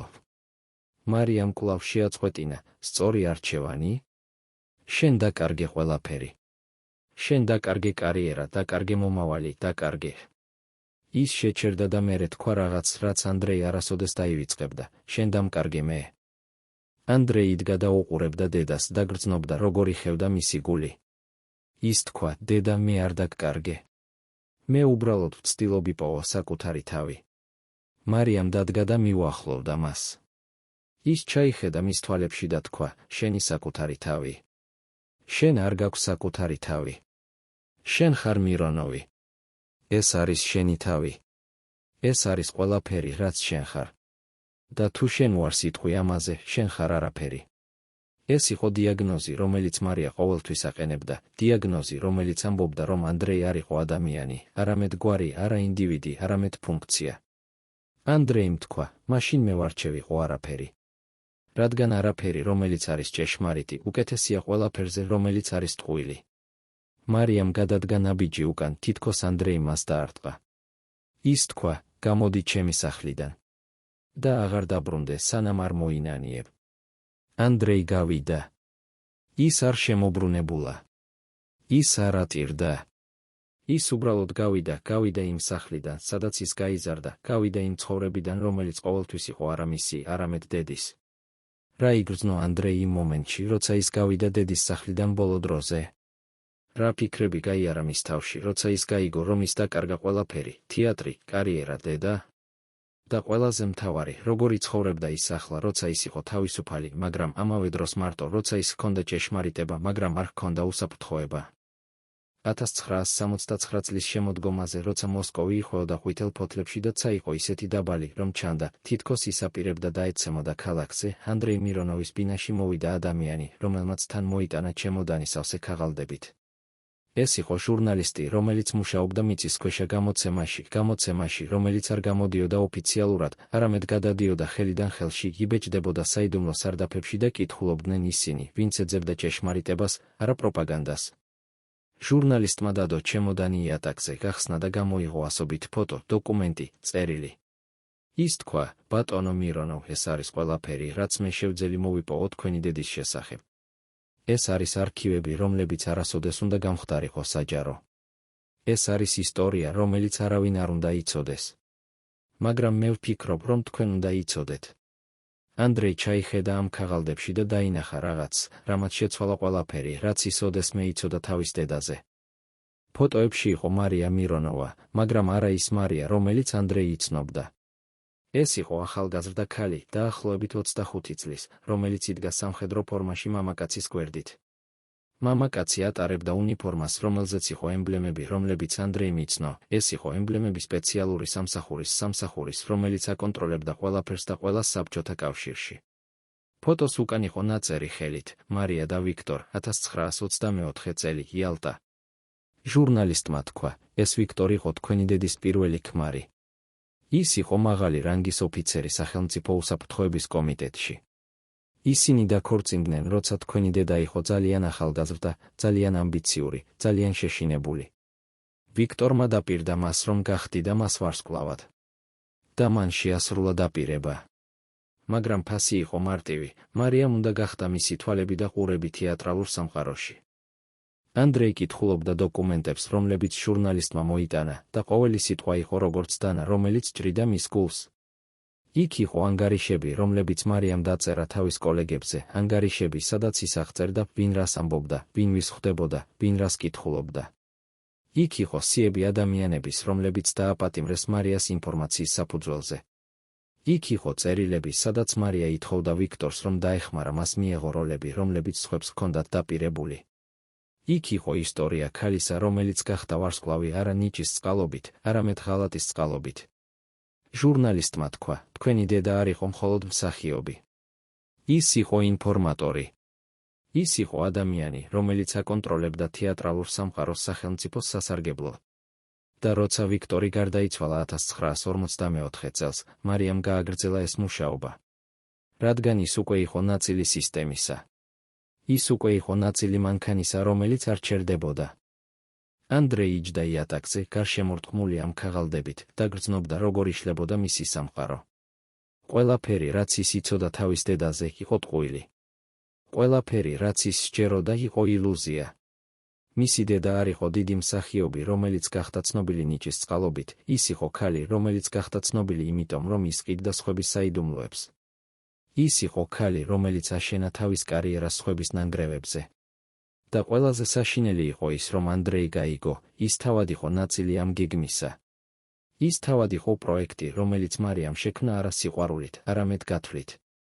რადგან თუ მარიას ჰყავდა შვილი, რომელიც იქნებოდა წარმატებული მსახიობი, ეს ნიშნავდა, რომ მისი გავლენა გაგრძელდებოდა კიდევ ერთი თაობით. ეს ნიშნავდა, რომ სისტემა, რომლის ნაწილიც ის იყო, გაგრძელდებოდა. ჟურნალისტმა თქვა, ბატონო მირონოვ, მე ვიცი, რომ ეს არის მძიმე. მაგრამ თქვენ უნდა იცოდეთ ჭეშმარიტება. თქვენ უნდა იცოდეთ, რატომ თქვენი დედა ყოველთვის აკონტროლებდა თქვენს ცხოვრებას. რატომ ის არასოდეს არ გიშვებდათ თავისუფლად. რადგან თუ თქვენ გახდებოდით თავისუფალი, თქვენ შეიძლება აღმოაჩენდით ჭეშმარიტება. და ჭეშმარიტება გაანადგურებდა ყველაფერს, რაც მან ააშენა. ანდრეი მიკითხა, რატომ მიმიტანეთ ეს ჩემთან? რა გინდათ ჩემგან? ჟურნალისტმა უპასუხა, მე არაფერი არ მინდა. მე უბრალოდ ვფიქრობ, რომ ადამიანებმა უნდა იცოდნენ ჭეშმარიტება. და თქვენ ხართ ერთადერთი ადამიანი, რომელსაც შეუძლია გაამხილოს ეს ყველაფერი. თქვენ ხართ ერთადერთი ადამიანი, რომელსაც აქვს უფლება ისაუბროს. ანდრეი შეხედა ჟურნალისტს და თქვა, მაგრამ თუ მე ვისაუბრებ, მე გავანადგურებ ჩემს დედას. მე გავანადგურებ ყველაფერს, რაც ის იყო. ჟურნალისტმა უპასუხა, ან თქვენ გადაარჩენთ ყველა იმ ადამიანს, რომლებიც ჯერ კიდევ ცხოვრობენ იმ სისტემაში, რომელიც თქვენი დედა დაეხმარა შექმნას. ანდრეი დარჩა მარტო თავის ბინაში, გარშემორტყმული ამ ქაღალდებით და ფიქრობდა. ის ფიქრობდა დედაზე, რომელიც ყოველთვის ამბობდა, შენ უნდა იყო უკეთესი. ახლა ის იცოდა რატომ. რადგან მარია თავად არ იყო კარგი. რადგან მარია თავად იყო ნაწილი რაღაცისა, რაც იყო ბნელი, საშიში, სასტიკი. და ის სურდა, რომ ანდრეი ყოფილიყო განსხვავებული, არა იმიტომ, რომ ის უყვარდა, არამედ იმიტომ, რომ ის გრძნობდა დანაშაულს. ის გრძნობდა, რომ ის გაანადგურა ძალიან ბევრი ადამიანი და ის სურდა, რომ მისმა შვილმა გამოესყიდა ეს ცოდვები. მაგრამ როგორ შეიძლებოდა გამოსყიდვა ცოდვების, რომლებიც არ იყო შენი? როგორ შეიძლებოდა ცხოვრება იმ ტვირთით, რომელიც დედამ დააკისრა? და ყველაზე მთავარი, რა უნდა გაეკეთებინა ანდრეის ამ ინფორმაციით? უნდა ეთქვა ჭეშმარიტება და გაენადგურებინა დედის მეხსიერება, თუ უნდა დაედუმებინა და ეცხოვრა ტყუილში. იმ ღამეს ანდრეი ვერ დაიძინა. ის იჯდა ფანჯრის წინ და უყურებდა ქალაქს, რომელიც ძინავდა და ფიქრობდა ყველა იმ ადამიანზე, რომლებიც დაიღუპნენ მარიას ინფორმაციის გამო. ის ფიქრობდა ყველა იმ ოჯახზე, რომლებიც დაიშალნენ, ყველა იმ ცხოვრებაზე, რომლებიც გაანადგურდნენ. და ის გაიგო, რომ ის არ შეეძლო დუმილი. ის არ შეეძლო ცხოვრება იმ ცოდნით და არაფრის თქმა. რადგან თუ ის დუმდა, ის თავად ხდებოდა ნაწილი იმ სისტემისა, რომელიც მისი დედა წარმოადგენდა. ის თავად ხდებოდა თანამონაწილე იმ დანაშაულებში, რომლებიც ჩადენილი იქნა. მაგრამ თუ ის ლაპარაკობდა, ის კარგავდა ბოლო კავშირს იმ ადამიანთან, რომელიც მას ცხოვრება მისცა. ის კარგავდა ბოლო იმედს, რომ შეიძლება ოდესმე ჰქონოდა დედის სიყვარული. რა გრძნობდა ანდრეი იმ მომენტში, როცა ის იცოდა, რომ მისი დედა არ იყო ის, ვინც ის ფიქრობდა? როგორ შეეძლო ცხოვრება იმ ცოდნით, რომ ყველაფერი, რაც ის სჯეროდა, იყო ტყუილი? და ყველაზე მთავარი, რას აირჩევდა ის ჭეშმარიტებას, რომელიც გაანადგურებდა ყველაფერს, თუ ტყუილს, რომელიც შეინარჩუნებდა ილუზიას? 1971 წლის ზამთარში, როცა მოსკოვი იყო დაფარული თოვლით, რომელიც ჰგავდა, რომელიც ფარავდა ყველა საიდუმლოს, ანდრეი მირონოვი დადიოდა ქუჩებში და გრძნობდა, როგორ იცვლებოდა მისი სხეული. ის გრძნობდა ტკივილს, რომელიც იყო არა ემოციური, არამედ ფიზიკური, ტკივილს თავში, რომელიც არ ქრებოდა, ტკივილს გულმკერდში, რომელიც აიძულებდა მას ჩერდა და ელოდა, სანამ სუნთქვა აღდგებოდა. ის წავიდა ექიმთან, მაგრამ ექიმმა თქვა, ეს არის სტრესი. თქვენ უნდა დაისვენოთ. მაგრამ როგორ შეიძლებოდა დასვენება, როცა შენი სამყარო იშლებოდა? როგორ შეიძლებოდა დასვენება, როცა შენ იცოდი ჭეშმარიტება, რომელიც კლავდა შენს შიგნით? ანდრეი გააგრძელა მუშაობა ეფროსთან, მაგრამ ახლა ყოველი სპექტაკლი იყო ბრძოლა, ბრძოლა არა მხოლოდ სისტემასთან, არამედ საკუთარ სხეულთან, რომელიც იწყებდა ღალატს. ის გამოდიოდა სცენაზე და გრძნობდა, როგორ უკანკალებდა ხელები, როგორ ბუნდოვანდებოდა მხედველობა, როგორ ქრებოდა ხმა. მაგრამ ის აგრძელებდა, რადგან ის იცოდა, რომ თუ ის შეჩერდებოდა, ის დაკარგავდა ერთადერთ რამეს, რაც მას ჯერ კიდევ ჰქონდა, ჭეშმარიტებას. ის დაკარგავდა ერთადერთ რამეს, რაც აძლევდა მას მნიშვნელობას, შესაძლებლობას იყოს საკუთარი თავის სცენაზე, თუნდაც თუ ის ვერ შეეძლო იყოს საკუთარი თავი ცხოვრებაში. ერთ საღამოს რეპეტიციის შემდეგ ეფროსმა შეაჩერა ანდრეი და თქვა, შენ არ ხარ კარგად. მე ვხედავ. რა ხდება? ანდრეიმ სცადა უარყოფა, მაგრამ ეფროსმა გააგრძელა, ანდრეი, მე ვიცნობ შენ უკვე 10 წელია. მე ვიცი, როცა შენ რაღაცას მალავ. რა არის? ანდრეიმ ჩაიხედა იატაკში და თქვა, მე ვიცი რაღაც ჩემი დედის შესახებ. რაღაც, რაც ცვლის ყველაფერს. ეფროსმა დაჯდა და თქვა, მითხარი. და ანდრეიმ უთხრა ყველაფერი, რაც ჟურნალისტმა მოუტანა, ყველაფერი, რაც ის იცოდა, ყველაფერი, რაც ის გრძნობდა. როცა ის დაასრულა, ეფროსი დუმდა ხანგრძლივად. საბოლოოდ ის თქვა, ანდრეი, შენი დედა იყო ადამიანი, რომელიც გააკეთა საშინელი რამეები.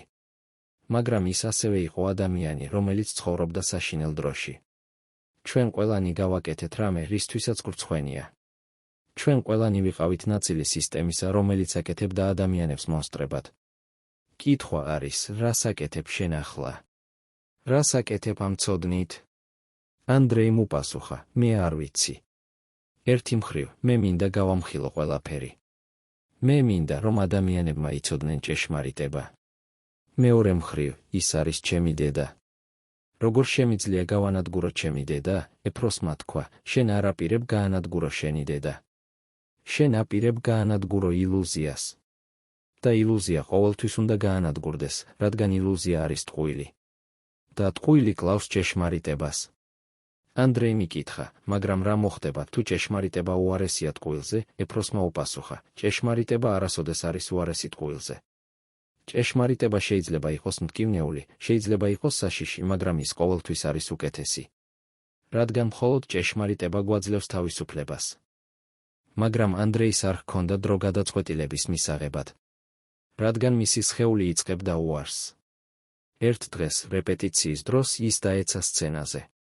უბრალოდ დაეცა, ფეხები აღარ უჭერდა, თავი ბრუნავდა, გული ცემდა ისე სწრაფად, რომ ჩანდა, თითქოს ისაპირებდა გაფრენას. ეფროსმა დაუძახა სასწრაფოს. როცა ექიმები მოვიდნენ, ისინი გაიყვანეს ანდრეის საავადმყოფოში. იქ ექიმებმა გააკეთეს გამოკვლევები და იპოვეს რაღაც, რაც ახსნიდა ყველაფერს. ანდრეის ჰქონდა ფურუნკულები, რომლებიც იყო გავრცელებული მთელ სხეულზე, ჰქონდა ინფექცია, რომელიც იყო უკვე სისხლში, ჰქონდა ორგანიზმი, რომელიც იყო ისე დასუსტებული სტრესით და გადაღლით, რომ ის აღარ იბრძოდა. ექიმმა თქვა, ბატონო მირონო, თქვენ უნდა დარჩეთ საავადმყოფოში. თქვენ უნდა მკურნალობა. თუ არა, შედეგები შეიძლება იყოს ძალიან სერიოზული. მაგრამ ანდრეიმ უარი თქვა. ის თქვა, მე არ შემიძლია დავრჩე. მე მაქვს სპექტაკლი. მე მაქვს ვალდებულება. ექიმმა თქვა, თქვენი ვალდებულება არის თქვენი ჯანმრთელობა. მაგრამ ანდრეი არ უსმენდა. ის წავიდა საავადმყოფოდან, დაბრუნდა თეატრში და გააგრძელა რეპეტიციები. ის გამოდიოდა სცენაზე კოსტუმში, რომელიც ფარავდა ფურუნკულებს, მაგრამ ყოველი მოძრაობა იყო ტკივილი. ის ღიმოდა მაყურებელს, მაგრამ თვალებში იყო შიში იმისა, რომ სხეული ღალატს გაუწევდა, შიში იმისა, რომ ის დაეცემოდა სცენაზე და აღარ ადგებოდა. კოლეგები ჩურჩულებდნენ, ის არ არის კარგად. ის უნდა შეჩერდეს. მაგრამ ანდრეი არ ჩერდებოდა. რადგან ის იცოდა, თუ ის შეჩერდებოდა, ის დაკარგავდა ერთადერთ რამეს, რაც მას აძლევდა ძალას გაეგრძელებინა. ლარისა ხედავდა, რა ხდებოდა და ცდილობდა დაეხმარა. ის ამბობდა, ანდრეი, შენ კლავ საკუთარ თავს. შენ უნდა შეჩერდე. მაგრამ ანდრეი უპასუხებდა, მე არ შემიძლია შევჩერდე. რადგან თუ მე შევჩერდები, მე აღარაფერი ვარ. მე ვარ მხოლოდ ის, რასაც მე ვაკეთებ სცენაზე. თუ მე აღარ ვარ სცენაზე, მე აღარ ვარ. ეს იყო ტრაგედია ადამიანისა, რომელიც დაკარგა ყველაფერი, დედა, კარიერა, ჯანმრთელობა და რომელსაც დარჩა მხოლოდ ერთი რამ, სცენა. და ის ეჭიდებოდა ამ ერთ რამეს ისე, როგორც მხრჩობარე ეჭიდება ხის ნამსხვრევს ოკეანეში. ის იცოდა, რომ ეს ხის ნამსხვრევი არ გადაარჩენდა მას, მაგრამ ის ასევე იცოდა, რომ თუ ის გაუშვებდა მას, ის დაიძირებოდა მაშინვე. რატომ ანდრეი აგრძელებდა მუშაობას, როცა მისი სხეული ყვიროდა ტკივილისგან? რატომ ის არ უსმენდა ექიმებს, არ უსმენდა ლარისას, არ უსმენდა საკუთარ სხეულს? და ყველაზე მთავარი, რა ფიქრობდა ის იმ ღამეებში, როცა ის იწვა ბინაში მარტოს სხეული სავსე ტკივილით, გული სავსე შიშით და იცოდა, რომ რაღაც საშინელი მოდიოდა, მაგრამ არ შეეძლო შეჩერება. 1972 წლის გაზაფხულზე, როცა მოსკოვი იღვიძებდა ყინულისგან და ჩანდა, თითქოს ცხოვრება იწყებოდა ხელახლა, ანდრეი მირონოვმა მიიღო წერილი, რომელიც შეცვალა ყველაფერი. ეს იყო წერილი დედისგან, პირველი წერილი 2 წლის განმავლობაში, პირველი კონტაქტი მას შემდეგ, რაც ანდრეი გავიდა მისი სახლიდან. წერილი იყო მოკლე და წერილი მარიას ხელით, რომელიც იყო ისევე ელეგანტური, როგორც ყოველთვის, მაგრამ ასოები იყო ოდნავ კანკალებული, თითქოს ხელი, რომელიც წერდა, არ იყო ისეთი მტკიცე, როგორც ადრე. წერილში იყო ნაწერი, ანდრეი, მე მესმის, რომ შენავად ხარ. მე მესმის, რომ შენ ვარ სიტყვი მკურნალობაზე. მე გთხოვ, მოდი ჩემთან. მე გვაქვს საუბარი. ეს არ იყო ბოდიში.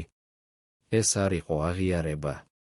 ეს იყო უბრალოდ მოწვევა, რომელიც ჟღერდა როგორც ბრძანება, მაგრამ ასევე როგორც თხოვნა.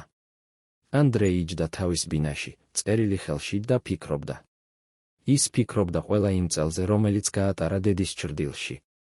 ის ფიქრობდა ყველა იმ მომენტზე, როცა ის ცდილობდა დაემსახურებინა მისი სიყვარული და ვერ ახერხებდა. ის ფიქრობდა ყველა იმ ტკივილზე, რომელიც მარიამ მიაყენა მას, არა ნებით, არამედ უნებლიეთ, რადგან ის თავად იყო ნაწილი სისტემისა, რომელიც აკეთებდა ადამიანებს მოსწრებად. მაგრამ ის ასევე ფიქრობდა იმაზე, რომ მარია იყო მისი დედა. რომ ის იყო ადამიანი, რომელმაც მას ცხოვრება მისცა. რომ ის იყო ადამიანი, რომელიც მიუხედავად ყველაფრისა იყო ნაწილი მისი არსებობისა. და ის გაიგო, რომ ის უნდა წასულიყო. არა იმიტომ, რომ ის აპატია დედას, არამედ იმიტომ, რომ ის უნდა გაიგო რატომ. რატომ მარიამ გააკეთა ყველაფერი, რაც გააკეთა? რატომ ის იყო ისეთი, როგორიც იყო? ანდრეი წავიდა დედის სახლში. როცა ის შევიდა, ის დაინახა მარია, მაგრამ არა ის მარია, რომელიც ის იცნობდა. ეს იყო ქალი, რომელიც გახდა მოხუცი. მისი თმა იყო თეთრი, მისი სახე იყო დაფარული ნაოჭებით, მისი ხელები იყო კანკალებული. ის იჯდა სავარძელში, გარშემორტყმული ფოტოებით მისი როლებიდან, ფოტოებით მისი ტრიუმფებიდან, ფოტოებით იმ ცხოვრებიდან, რომელიც ახლა ჩანდა ისე შორს, თითქოს ის იყო სხვა ადამიანის ცხოვრება. მარიამ შეხედა ანდრეის და თქვა, შენ მოხვედი.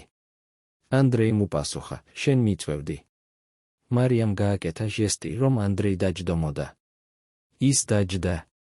ისინი იჯდნენ დუმილში რამდენიმე წუთის განმავლობაში, დუმილში, რომელიც იყო სავსე ყველა იმ სიტყვით, რომელიც არასოდეს ითქმოდა, ყველა იმ ემოციით, რომელიც არასოდეს გამოხატულ იქნა. საბოლოოდ მარიამ თქვა, მე ვიცი, რომ შენ იცი. მე ვიცი, რომ ვინმე მგითხრა ჩემი წარსულის შესახებ. ანდრეიმ არ უპასუხა. მარიამ გააგრძელა, მე არ ვაპირებ უარყო. მე არ ვაპირებ ვთქვა, რომ ეს არის ტყუილი. რადგან ეს არის ჭეშმარიტება. მე ვიყავი ინფორმატორი. მე ვაწვდიდი ინფორმაციას ადამიანებზე, რომლებიც იყვნენ ჩემი კოლეგები, ჩემი მეგობრები. მე ვიყავი ნაწილი სისტემისა, რომელიც აკეთებდა საშინელ რამეებს. ის შეჩერდა, ჩაიხედა ხელებში და თქვა, მაგრამ შენ უნდა გაიგო, მე არ ვიყავი მონსტრი. მე ვიყავი შეშინებული ქალი, რომელიც ცდილობდა გადარჩენოდა. როცა ვიქტორმა მომთავაზა ეს გარიგება, მე ვიყავი 25 წლის, მე არ მქონდა არაფერი, მე ვიყავი არავინ. ის დამპირდა, რომ გამხდიდა ვარსკვლავად. და მე დავთანხმდი. რადგან მე მინდოდა იყო ვინმე. მე მინდოდა ჰქონოდა მნიშვნელობა. ანდრეი უსმენდა და გრძნობდა რაღაცას, რაც ჰგავდა თანაგრძნობას, მაგრამ ასევე რისხვას. ის თქვა, მაგრამ შენ გაანადგურე ადამიანები. შენ გაანადგურე ცხოვრებები. მარიამ უპასუხა, მე ვიცი.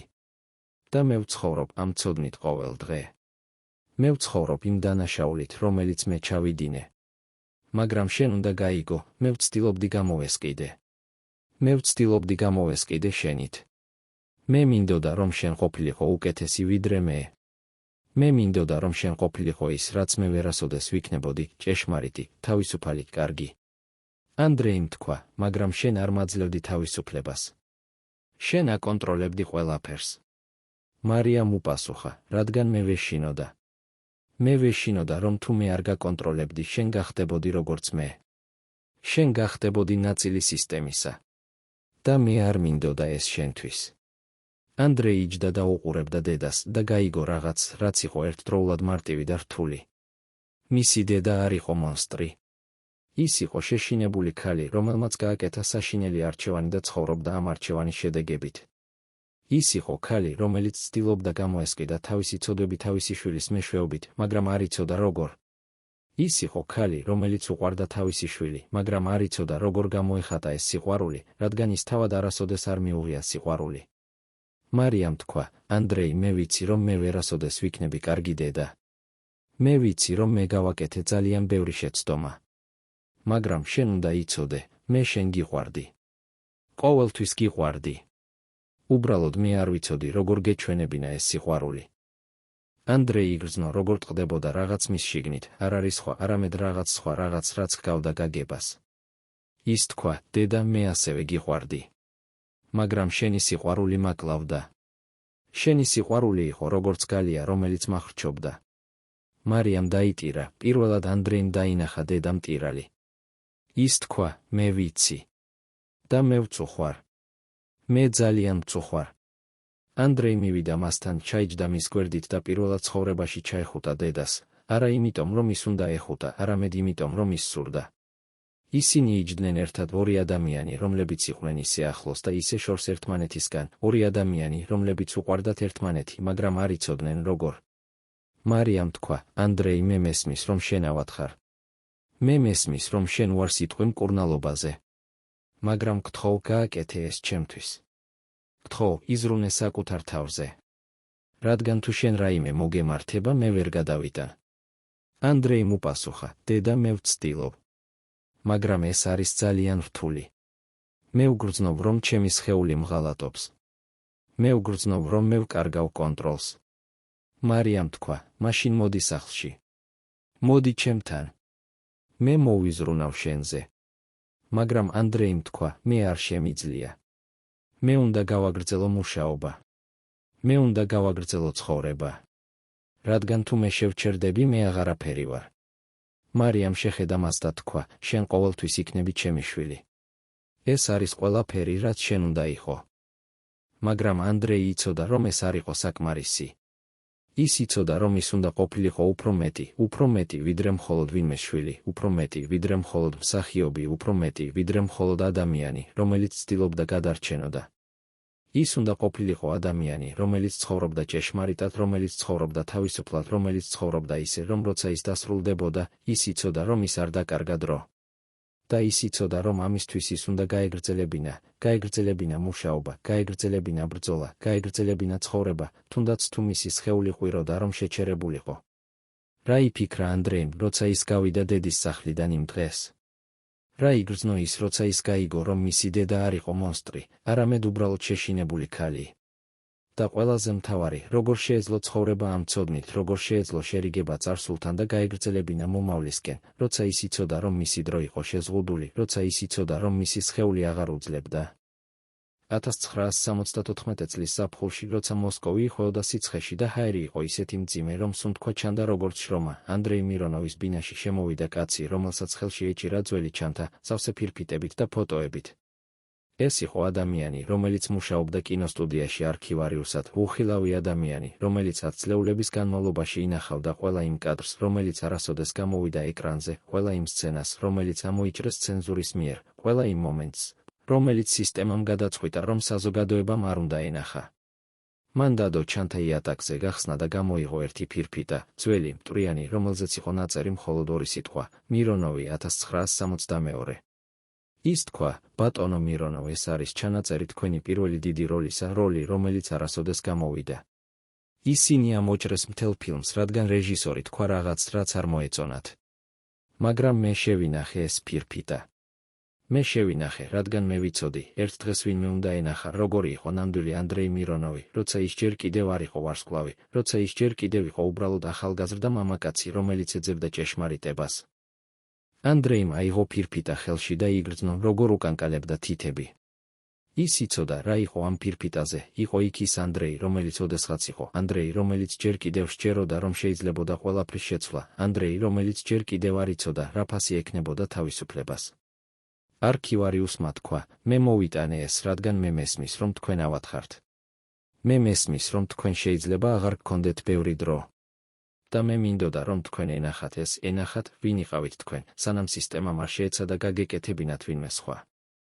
ანდრეი შეხედა მას და თქვა, რატომ? რატომ აკეთებთ ამას? არქივარიუსმა უპასუხა, რადგან ზოგჯერ ერთადერთი რამ, რაც ჩვენ შეგვიძლია გავაკეთოთ, არის დავიმახსოვროთ. დავიმახსოვროთ ის, ვინც ვიყავით, სანამ ისინი არ გვაიძულებდნენ და გვევიწყებინა. იმ ღამეს ანდრეი უყურებდა იმ ძველ ჩანაწერს, უყურებდა საკუთარ თავს 22 წლის სცენაზე, როლში, რომელიც არასოდეს გამოვიდა. ის უყურებდა იმ ახალგაზრდა მამაკაცს, რომელსაც თვალებში ჯერ კიდევ იყო იმედი, რომელსაც ხმაში ჯერ კიდევ არ იყო დაღლილობა, რომელიც ჯერ კიდევ სჯეროდა, რომ ხელოვნება შეიძლებოდა იყოს თავისუფალი. და ის ატირდა არა იმიტომ, რომ ის დაკარგა ეს ახალგაზრდა მამაკაცი, არამედ იმიტომ, რომ ის გაიგო, რომ ეს ახალგაზრდა მამაკაცი ჯერ კიდევ იყო მის შიგნით, ჯერ კიდევ იბრძოდა, ჯერ კიდევ არ დანებდა. ლარისა, რომელიც იჯდა მის გვერდით, ჩაეხუტა მას და თქვა, ანდრეი, შენ ჯერ კიდევ ხარ ის ადამიანი. შენ ჯერ კიდევ იბრძვი. შენ ჯერ კიდევ არ დანებებულ ხარ. ანდრეიმ უპასუხა, მაგრამ რამდენ ხანს შემიძლია ბრძოლა? რამდენ ხანს შემიძლია გაგრძელება, როცა ჩემი სხეული მეუბნება შეჩერებას? ლარისამ თქვა, შენ იბრძვი მანამ, სანამ შენ გაქვს რისთვის ბრძოლა. და შენ გაქვს ჭეშმარიტება, შენ გაქვს ხელოვნება, შენ გაქვს ადამიანები, რომლებიც გიყვარდით და რომლებსაც შენ უყვარხარ. მაგრამ ანდრეის სხეული აღარ უსმენდა. ფურუნკულები, რომლებიც ადრე იყო მხოლოდ ტკივილი, ახლა გახდა საფრთხე, ისინი ინფიცირდნენ, ისინი ვრცელდებოდნენ, ისინი აკეთებდნენ ყოველ მოძრაობას წამებად. ექიმები ამბობდნენ, თქვენ უნდა ოპერაცია. თქვენ უნდა დაუყოვნებლივ მკურნალობა. მაგრამ ანდრეი უარს ამბობდა, რადგან ის იცოდა, რომ ოპერაცია ნიშნავდა თვეებს საავადმყოფოში, თვეებს სცენის გარეშე, თვეებს იმ ერთადერთი რამის გარეშე, რაც მას აძლევდა მნიშვნელობას. ის ამბობდა, მე გავაგრძელებ. მე უნდა გავაგრძელო. რადგან თუ მე შევჩერდები, მე აღარასოდეს დავიწყებ ხელახლა. კოლეგები ხედავდნენ, როგორ იცვლებოდა ის, როგორ ხდებოდა ის უფრო თხელი, როგორ ხდებოდა მისი სახე უფრო ფერმკრთალი, როგორ ხდებოდა მისი მოძრაობები უფრო ნელი. მაგრამ როცა ის გამოდიოდა სცენაზე, ის ჯერ კიდევ იყო ანდრეი მირონოვი, ის ჯერ კიდევ ღიმოდა, ის ჯერ კიდევ მღეროდა, ის ჯერ კიდევ აკეთებდა ადამიანებს, ბედნიერებს, თუნდაც თუ ის თავად იყო უბედური. რა ფიქრობდა ანდრეი იმ დღეებში, როცა ის გრძნობდა, როგორ ტოვებდა მას ძალა? რა ფიქრობდა ის, როცა ის უყურებდა სარკეში და ხედავდა ადამიანს, რომელიც აღარ ჰგავდა საკუთარ თავს? და ყველაზე მთავარი, რატომ ის აგრძელებდა, როცა ყველა, ექიმები, ლარისა, თუნდაც დედა, ევედრებოდა მას შეჩერებას? 1976 წლის შემოდგომაზე, როცა მოსკოვი კვლავ იხვეოდა ყვითელ ფოთლებში და ჰაერი იყო სავსე იმ განსაკუთრებული მელანქოლიით, რომელიც მოდის, როცა ერთი სეზონი ცვლის მეორეს, ანდრეი მირონოვმა მიიღო შეთავაზება, რომელიც შეცვალა ყველაფერს. ეს იყო შეთავაზება იმუშაოს ახალ ფილმში, რომელიც იქნებოდა კომედია, სუბუქის სახალისო ფილმი, რომელიც არ ითხოვდა ღრმა ემოციებს, არ ითხოვდა ტკივილს, არ ითხოვდა ჭეშმარიტებას. ეს იყო შეთავაზება იყოს უბრალოდ ვარსკვლავი, რომელიც ანათებს, რომელიც აკეთებს ადამიანებს ბედნიერებს, რომელიც არ სვამს არავის კითხვებს. რეჟისორი, რომელმაც შესთავაზა ეს როლი, იყო ადამიანი, რომელიც იცნობდა ანდრეის წლების განმავლობაში. ის თქვა, ანდრეი, მე ვიცი, რომ შენავად ხარ. მე ვიცი, რომ შენ გჭირდება დასვენება. მაგრამ ეს როლი არის იდეალური შენთვის, ეს არის როლი, რომელიც არ მოითხოვს ბევრს, მაგრამ მოგცემს ყველაფერს. ეს არის როლი, რომელიც გააკეთებს შენ ლეგენდად. ანდრეი კითხულობდა სცენარს და გრძნობდა რაღაცას, რაც ჰგავდა ტკივილს, მაგრამ ასევე ღიმილს. ეს იყო სცენარი, რომელიც იყო სავსე ხუმრობებით, სიმღერებით, ცეკვებით, ყველაფერი, რაც ანდრეი აკეთებდა საუკეთესოდ, ყველაფერი, რისთვისაც ხალხი უყვარდა. მაგრამ ეს ასევე იყო სცენარი, რომელიც არ ითხოვდა მისგან იყოს ჭეშმარიტი, ეს ითხოვდა მისგან იყოს სახალისო. და ანდრეი არ იცოდა, შეეძლო თუ არა მას იყოს სახალისო, როცა ის გრძნობდა, რომ მისი სამყარო იშლებოდა. მაგრამ ის ასევე იცოდა, რომ ეს იყო შესაძლებლობა დაეტოვებინა რაღაც, რაც დარჩებოდა მის შემდეგ, შესაძლებლობა გაეკეთებინა ადამიანები ბედნიერები კიდევ ერთხელ, შესაძლებლობა იყოს ის, რასაც ყველა მას იცნობდა, არა ტრაგიკული მსახიობი, რომელიც იბრძოდა სისტემასთან, არამედ კომედიური მსახიობი, რომელიც აკეთებდა ცხოვრებას უფრო ნათელს. ის დათანხმდა, რადგან ის იცოდა, რომ ეს შეიძლება იყოს მისი ბოლო შანსი დაეტოვებინა რაღაც, რაც იქნებოდა არა ტკივილი, არამედ სიხარული. გადაღებები იყო ჯოჯოხეთი. ანდრეის სხეული ყვიროდა ტკივილისგან, ყოველი მოძრაობა, ყოველი სიმღერა, ყოველი ღიმილი იყო ბრძოლა. მაგრამ როცა კამერა ირთვებოდა, ის იყო სხვა ადამიანი, ის იყო ანდრეი მირონოვი, ვარსკვლავი, რომელიც ანათებდა, რომელიც მღეროდა, რომელიც ცეკვავდა, რომელიც აკეთებდა ყველას ბედნიერს. გადამღები გუნდი არ იცოდა, რა ხდებოდა მის უკან, არ იცოდნენ, რომ როცა კამერა გამოირთვებოდა, ანდრეი ეცემოდა სკამზე და ვერ ძრავდა, არ იცოდნენ, რომ ის იღებდა ტკივილგამოყუჩებლებს ისეთი რაოდენობით, რომელიც იყო საშიში, არ იცოდნენ, რომ ის ყოველ ღამეს ატირდა ტკივილისგან. ისინი ხედავდნენ მხოლოდ ვარსკვლავს, რომელიც ანათებდა უფრო ნათლად, ვიდრე ოდესმე. ლარისა მოდიოდა გადაღებებზე და უყურებდა, როგორ კლავდა საკუთარ თავს ანდრეი. ის ევედრებოდა მას, ანდრეი, გთხოვ, შეჩერდი. ეს გკლავს. მაგრამ ანდრეი უპასუხებდა, მე უკვე მკვდარი ვარ. მე უბრალოდ ჯერ არ დავეცი. ეს იყო ჭეშმარიტება, რომელიც ის იცოდა, მაგრამ არ სურდა აღიარება, მისი სხეული უკვე დანებდა, მისი ორგანიზმი უკვე ვერ იბრძოდა, მისი დრო უკვე იყო შეზღუდული. მაგრამ ის არ სურდა შეჩერება, რადგან შეჩერება ნიშნავდა აღიარებას, რომ ის დამარცხდა, აღიარებას, რომ სისტემამ მოიგო, აღიარებას, რომ ყველაფერი, რისთვისაც ის იბრძოდა, იყო უაზრო. და ანდრეი არ შეეძლო ეს აღიარება. ის არ შეეძლო დანებება. ის არ შეეძლო შეჩერება. ერთ დღეს გადაღებების დროს მოხდა რაღაც, რამაც აჩვენა, რამდენად ახლოს იყო ანდრეი ბოლოსთან. ის უნდა გადაეღო სცენა, სადაც ის ცეკვავდა, მარტივი ცეკვა, რომელიც არ მოითხოვდა ბევრს. მაგრამ როცა მუსიკა დაიწყო და ანდრეი დაიწყო მოძრაობა, მისი ფეხები უეცრად შეწყვიტა მორჩილება. ის დაეცა, უბრალოდ დაეცა იატაკზე, როგორც მარიონეტი, რომლის ძაფები გაწყდა. გადამღები გუნდი გაშეშდა. რეჟისორი გაიქცა მასთან, ანდრეი. რა მოხდა? ანდრეი იწვა იატაკზე და ცდილობდა ღიმილს, მაგრამ მისი სახე იყო ისეთი ფერმკრთალი, რომ ჩანდა, თითქოს ყველა სისხლი დატოვა მის სხეულს. ის თქვა, არაფერი. უბრალოდ დავიღალე. მომეცით ერთი წუთი. მაგრამ ყველა მიცოდა, რომ ეს არ იყო დაღლილობა, ეს იყო რაღაც უფრო სერიოზული რაღაც, რაც ნიშნავდა, რომ დრო იყო ამოწურული. რა იფიქრა ანდრეიმ იმ მომენტში, როცა ის იწვა იატაკზე და გრძნობდა, როგორ ტოვებდა მას ძალა? რა იფიქრა ის, როცა ის გაიგო, რომ მისი სხეული აღარ ემორჩილებოდა, რომ ის აღარ შეეძლო კონტროლი? და ყველაზე მთავარი, რატომ ის ადგა იმ იატაკიდან, რატომ ის გააგრძელა გადაღებები, რატომ ის არ დანებდა, თუნდაც როცა მისი სხეული ყვიროდა, რომ შეჩერებულიყო? 1977 წლის ზაფხულში, როცა მოსკოვი კვლავ იხვეოდა სიცხეში და ჩანდა, თითქოს ქალაქი თავად ცდილობდა გაექცეს საკუთარი ტკივილისგან, ანდრეი მირონოვი იდგა თეატრის სცენაზე და ემზადებოდა ბოლო სპექტაკლისთვის, რომელიც იქნებოდა მისი ბოლო გამოსვლა, მისი ბოლო შანსი თქვას რაღაც, რაც დარჩებოდა. სპექტაკლი იყო სევილიის და ლუქავი ოპერა, სადაც ანდრეი თამაშობდა ფიგაროს პერსონაჟს, რომელიც იყო ჭკვიანი, სახალისო, თავისუფალი. ეს იყო როლი, რომელიც ანდრეი თამაშობდა ასობით დროს, როლი, რომელიც ის იცნობდა გულისხმით, როლი, რომელიც იყო ნაწილი მისი არსებობისა. მაგრამ ამჯერად ყველაფერი იყო განსხვავებული, ამჯერად ანდრეი იცოდა, რომ ეს შეიძლება იყოს ბოლო დრო, როცა ის იდგა ამ სცენაზე, ბოლო დრო, როცა ის მღეროდა ამ სიმღერებს, ბოლო დრო, როცა ის იყო ის, ვინც ის იყო. გასახდელში, სანამ სპექტაკლი დაიწყებოდა, ანდრეი იჯდა სარკის წინ და უყურებდა საკუთარ თავს. ის ხედავდა ადამიანს, რომელიც აღარ ჰგავდა იმ ახალგაზრდა მამაკაცს, რომელიც ოდესღაც იყო, ის ხედავდა თხელსახეს, ღრმა თვალებს, ხელებს, რომლებიც უკანკალებდა. მაგრამ ის ასევე ხედავდა რაღაცა სხვას, ის ხედავდა ადამიანს, რომელიც არ დანებდა, ადამიანს, რომელიც ჯერ კიდევ იბრძოდა, ადამიანს, რომელიც ჯერ კიდევ სჯეროდა, რომ ხელოვნება შეიძლებოდა იყოს თავისუფალი. კოლეგა, რომელიც იდგა მის გვერდით, თქვა: ანდრეი, შენ რომ არ გინდოდეს, შეგიძლია გადადო სპექტაკლი. ყველა გაიგებს. მაგრამ ანდრეიმ უპასუხა: არა. მე უნდა გავაკეთო ეს. მე უნდა გავიდე იმ სცენაზე. რადგან თუ მე არ გავალ, მე დავკარგავ ერთადერთ რამეს, რაც მე ჯერ კიდევ მაქვს ჩემს თავს. სპექტაკლი დაიწყო. ანდრეი გამოვიდა სცენაზე და დაიწყო სიმღერა. მისი ხმა იყო ისევე ძლიერი, როგორც ყოველთვის, მისი მოძრაობები იყო ისევე ზუსტი, მისი ღიმილი იყო ისევე ნათელი. დარბაზი იყო სავსე, ასობით ადამიანი, რომლებიც მოვიდნენ ნახვად ანდრეი მირონოვი, ვარსკვლავი, რომელიც ანათებდა. მაგრამ არავინ არ იცოდა, რა ხდებოდა მის შიგნით, არავინ არ იცოდა, რომ ყოველი სიტყვა იყო ბრძოლა, რომ ყოველი მოძრაობა იყო ტკივილი, რომ ყოველი ღიმილი იყო ნიღაბი, რომელიც მალავდა შიშს. სპექტაკლი გრძელდებოდა 1 საათი, 2 საათი. ანდრეი გრძნობდა, როგორ ტოვებდა მას ძალა, როგორ ბუნდოვანდებოდა მხედველობა, როგორ ქრებოდა ხმა. მაგრამ ის აგრძელებდა, რადგან ის იცოდა, რომ ეს იყო მისი ბოლო შანსი, მისი ბოლო მომენტი, მისი ბოლო გამოსვლა. და მერე მესამე მოქმედების დროს, როცა ანდრეი მღეროდა ფიგაროს ცნობილ არიას, მოხდა რაღაც, რაც შეცვალა ყველაფერს.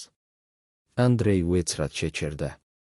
ის უბრალოდ შეჩერდა, შუაში სიმღერისა, შუაში მოძრაობისა, შუაში ცხოვრებისა. ის დადგა უძრავად, მისი თვალები იყო ღია, მაგრამ ჩანდა, თითქოს ის აღარ ხედავდა დარბაზს, აღარ ხედავდა კოლეგებს, აღარ ხედავდა არაფერს.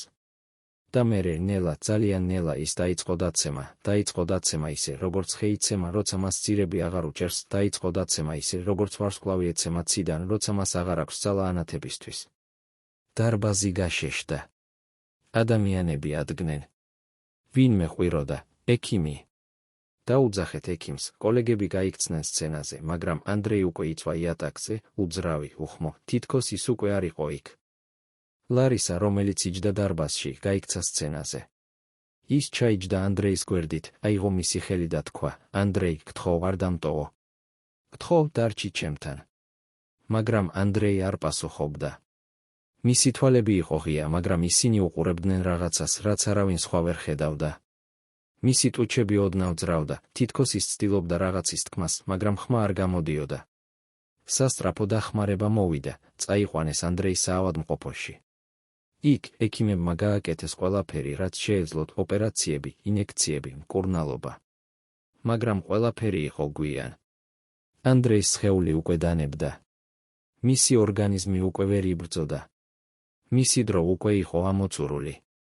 2 დღის შემდეგ 1977 წლის 16 აგვისტოს ანდრეი მირონოვის გზა დასრულდა. ის იყო 45 წლის 45 წელი, რომელიც იყო სავსე ბრძოლით, ტკივილით, ძიებით, მაგრამ ასევე სიყვარულით, ხელოვნებით, ჭეშმარიტებით.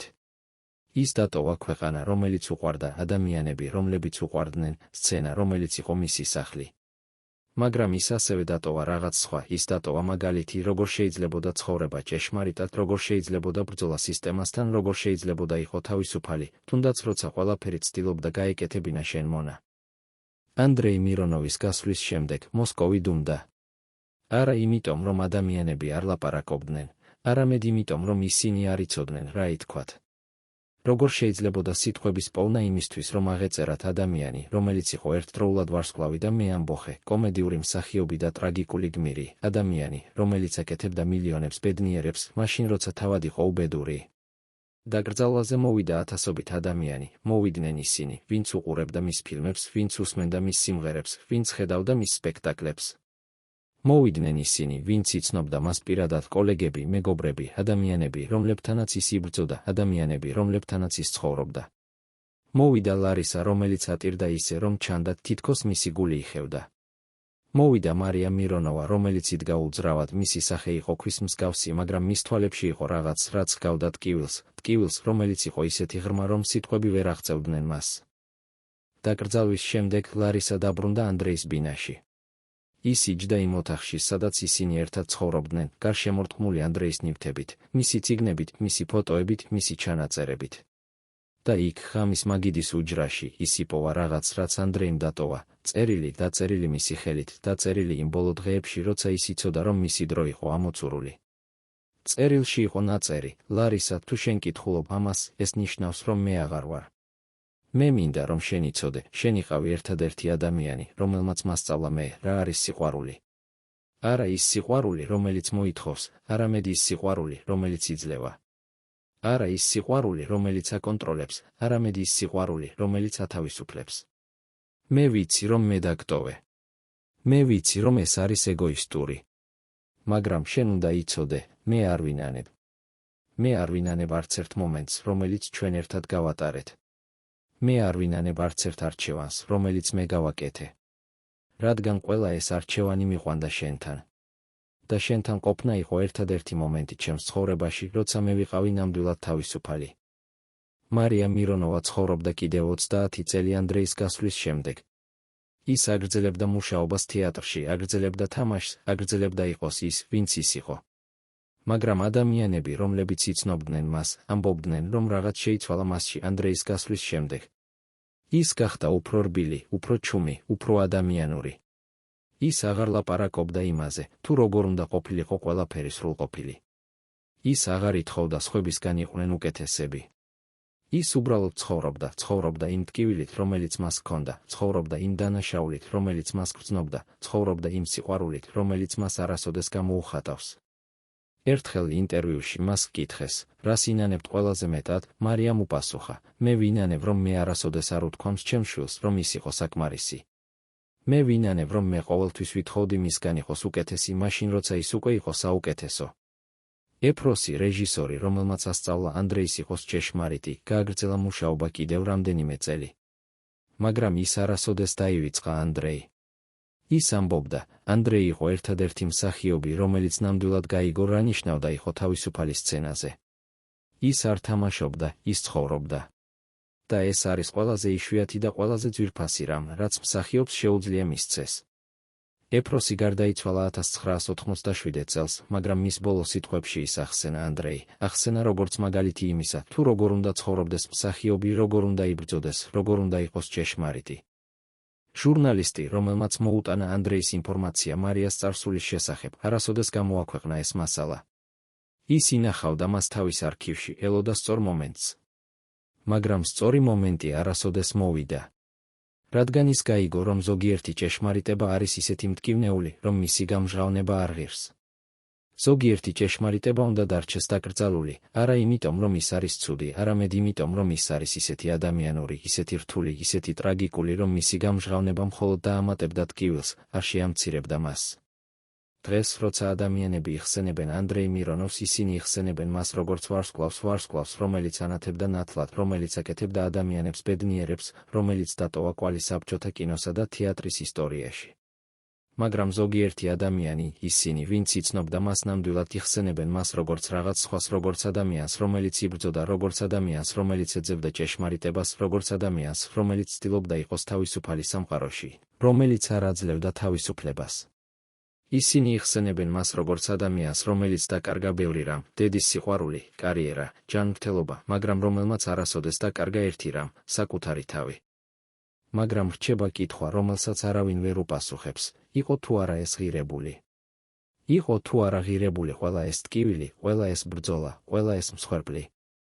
იყო თუ არა ღირებული იყო ჭეშმარიტი, თუ ეს ჭეშმარიტება გკლავდა? იყო თუ არა ღირებული იყო თავისუფალი, თუ ეს თავისუფლება გაკეთებდა შენ მარტოდ? ეს არის კითხვა, რომელზეც ყოველი ადამიანი უნდა უპასუხოს საკუთარი თავისთვის.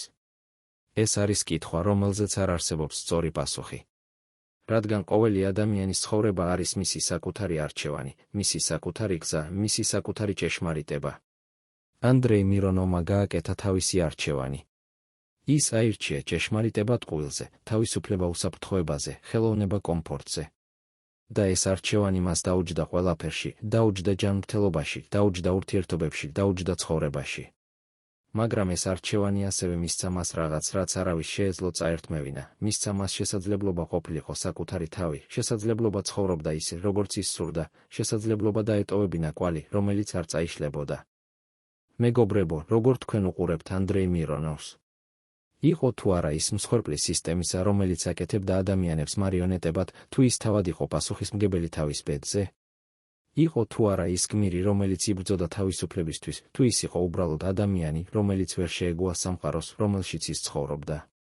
დაწერეთ თქვენი აზრი კომენტარებში, ჩვენთვის მნიშვნელოვანია იცოდეთ, იხსენებენ თუ არა მას თქვენს ქალაქში, რას ფიქრობთ მის არჩევანზე, რას ფიქრობთ მის ცხოვრებაზე.